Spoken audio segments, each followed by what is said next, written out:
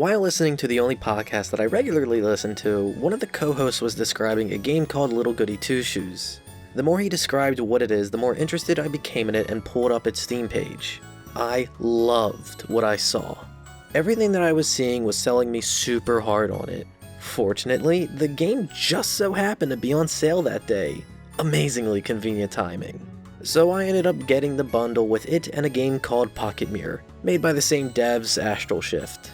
Part dating sim, part horror. Little Goody Two Shoes managed to hook me with its beautiful presentation and got me locked in with its day-to-day gameplay and story.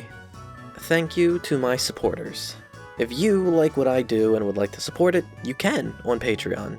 Link on screen and in the description.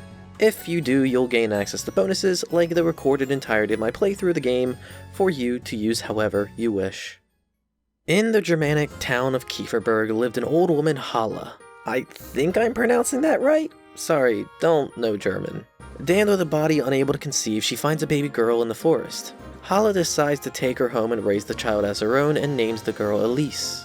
Years pass. They both grow older. Elise, now a young woman, and Hala now on her deathbed, passing away. This leaves Elise alone having to take care of herself, putting bread on the table by getting that bread from doing odd jobs in the town. One night, after finishing late at work, Elise, exasperated with all the bullshit of daily life, complains how she's sick of being poor and wishes to live an easygoing life in wealth and luxury. Girl, don't we fucking all? This is her primary motivation. She hates doing all this odd job shit. In fact, she hates being in Kieferberg altogether. She desperately wants to leave and dreams to hopefully end up living in a castle one day. At this point in my life, when I play through this game, I don't know if I could relate to Elise more than I ever could. I also hate being poor. I am also desperate to leave the place I live, but feel trapped here because of that poorness. All throughout this game, I was just going, same girl, same. I feel like everyone to some extent can relate to this motivation. She's also gay as fuck. After getting home, Elise finds her home broken into. She finds who did it, a girl named Rozenmarine, who was hiding in a granary after wandering into town and running into scary men. They probably mistook her as some sort of witch because, come on, this getup makes this bitch look witchy. She takes affinity towards Elise, claiming that they were fated to meet and ends up living with her, posing as her cousin. She's also gay as fuck. Elise lives outside of the town of Kieferberg, and because of this she feels herself an outsider towards those living inside.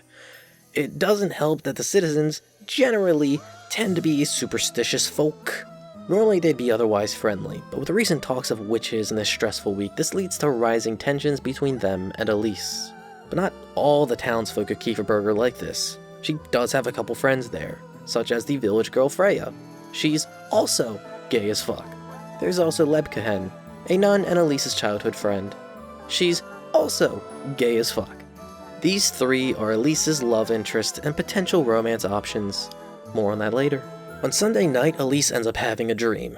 She wakes up in an opulent room, a massive bed, nice furniture, picturesque comfort all around. Exactly what she's been longing for. Except that she quickly finds out that this place is hostile as hell and tries to escape the floating lamps squaring up to box the shit out of Elise if you get close to them. Once she leaves, she's informed about some banquet hosted by him in one of my favorite set pieces of the game.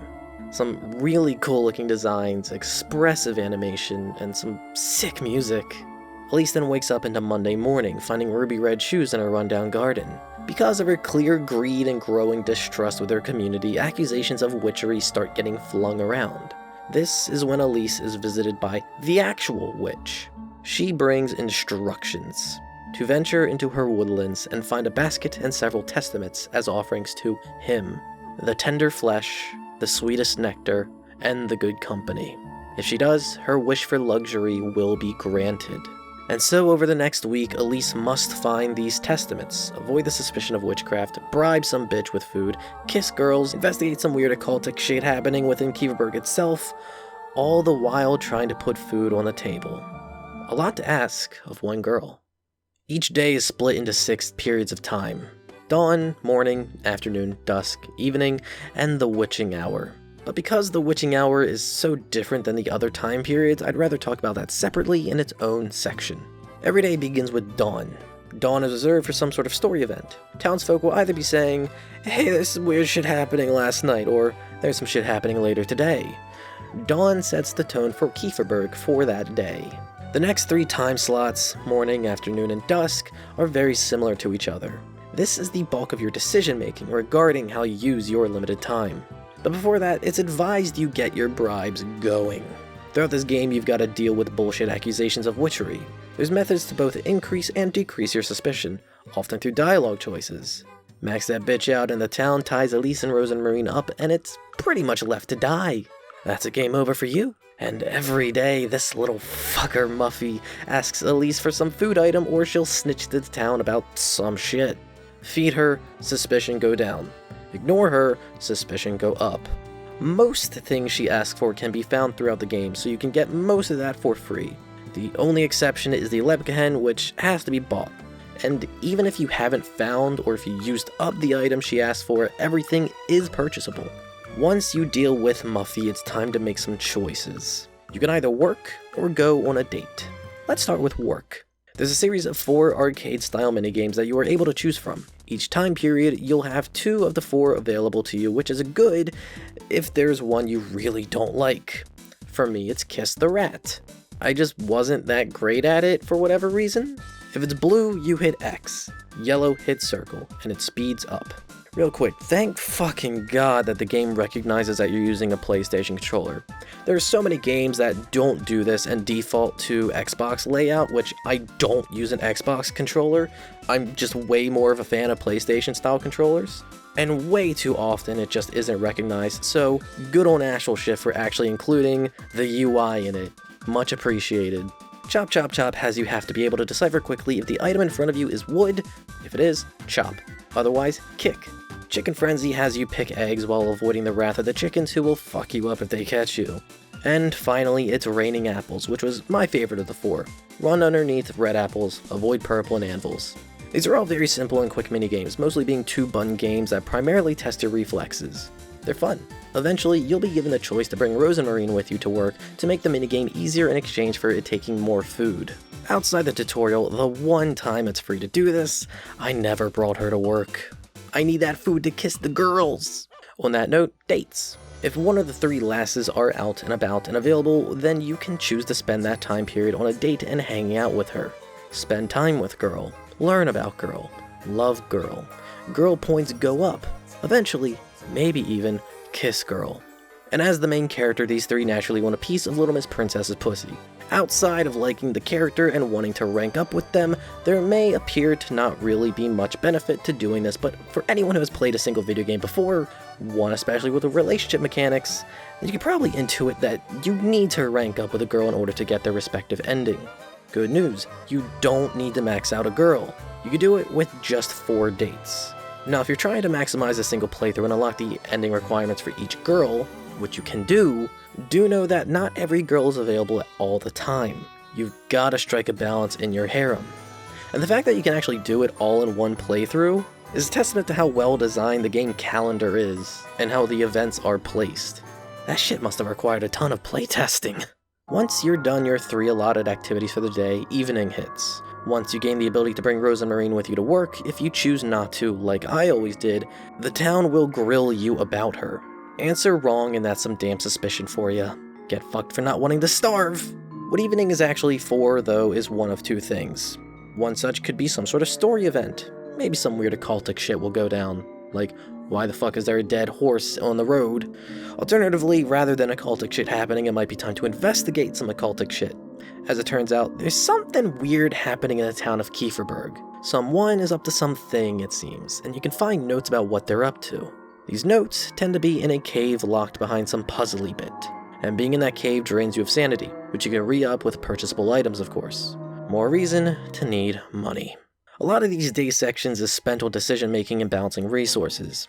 Between hunger, sanity, suspicion, money, and dates, it's a massive balancing act to get what you need and want done in your day. It's actually impossible to do everything in one playthrough. There's not enough time to max out each of the girls.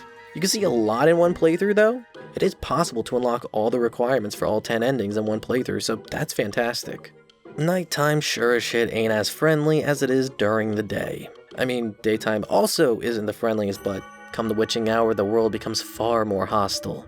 Every night after the dream in the castle, Elise has to delve into the woodlands to find the testaments. These woodlands are not just a forest, they turn into a nightmarescape. The gameplay in these sections remind me a bit of the type of gameplay feel that you'd find in something like Yomawari. Hell, there's sections that feel like they would fit right in. It's also the type of gameplay feel you'd find in an RPG Maker horror game. Makes sense given the lineage of the developer coming from an RPG Maker background. But whereas something like Yomawari is more focused on escaping and avoidance, Little Goody Two Shoes has more of a focus on puzzles. It still has that avoidance, there are the occasional hostile spookle that'll fuck you in the ass if they get ya, but that'll just do a little bit of damage and not instant kill you. Eat some acorns or berries or bandages, heal back up and you'll be just fine. It also helps that these sections are pretty frequently checkpointed with save points, so even if you find yourself dying, you're probably only a minute away from getting back to where you were. Witching hours are not frustrating at all. I love these sections. I really looked forward to the witching hours every in-game day because this kind of shit is fun. As someone who likes RPG Maker-ass horror games, no shit I'd be interested in this. I wouldn't, however, call these sections all that scary. They are spooky, and I'm sure someone with a lower horror tolerance would call them scary, but I really don't. It's got them horror vibes, and that's good enough here. As said, the witching hours focus on puzzle solving, puzzles that aren't that complex and feel natural in their solutions. Except that one slide puzzle. Fuck slide puzzles, I can't do that shit. If you're a game developer listening, stop putting this in games. If you're someone who likes slide puzzles, then you a freak. I like slide puzzles. Puzzles aren't tutorialized. You don't walk up and be given a text box saying, here are the rules and how this puzzle works. First off, the complexity of the puzzles aren't that high. These are fairly simple where you can more or less figure out what to do pretty quickly. And even if there is some information the game needs to give you, then that information is given diegetically, with Elise inspecting something and thinking to herself something like, looks like something could fit here, letting you know that there's something to be found in the area. Because of this is a satisfying feeling figuring out the puzzle solutions.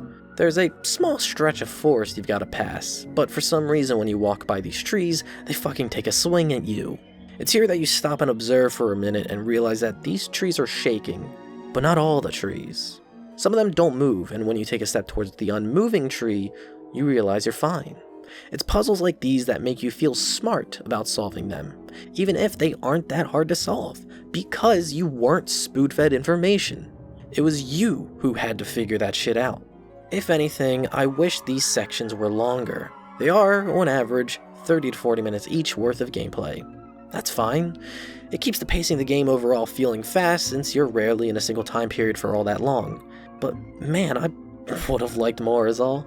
Clamp looking ass. It should be obvious that Little Goody Two Shoes has been shooting for a 90s Bishoujo anime look, and goddamn did they hit a bullseye.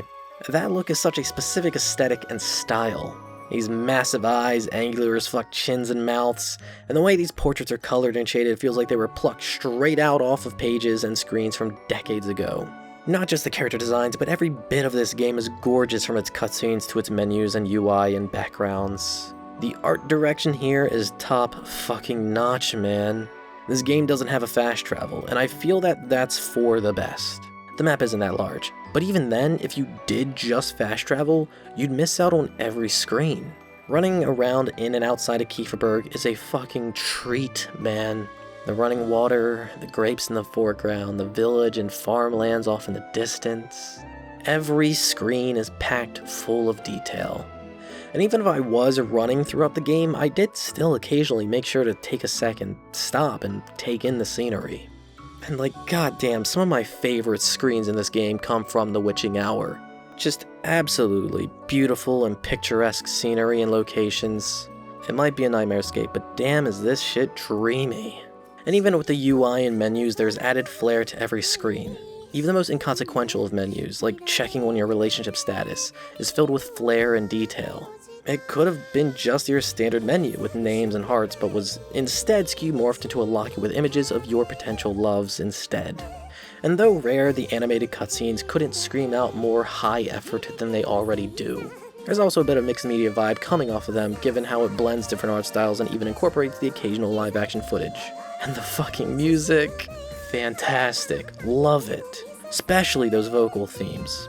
Wild and Wandering Thistle is straight fucking fire. Music so frilly it'll make your inner girl go kya! It should be obvious that I thoroughly enjoyed my time with this game.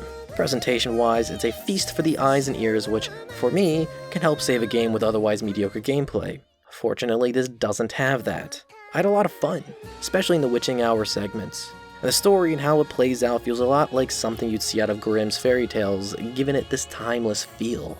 Speaking of how this game plays out, Little Goody Two Shoes is apparently a prequel.